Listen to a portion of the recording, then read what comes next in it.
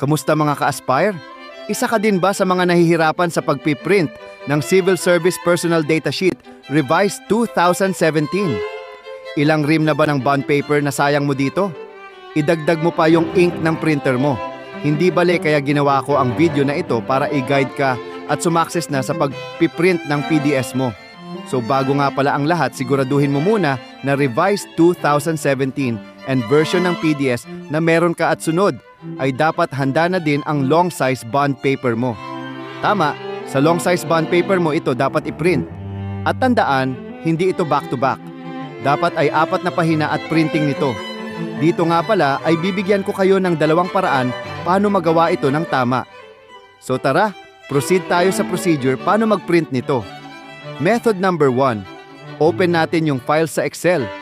Bale, ay highlight lang natin yung part na gusto natin i-print at i-click itong print area.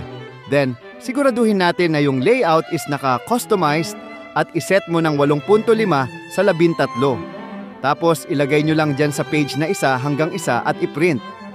Method number 2. Kung yung unang print nyo ay naputol yung table, ay i-click nyo lang itong square na to sa lower right part. Then ayan, makikita nyo na lalabas yung kulay, blue border line dyan. So kung hindi naka-extend yan hanggang dulo ng part ng table, hilain nyo lang yan.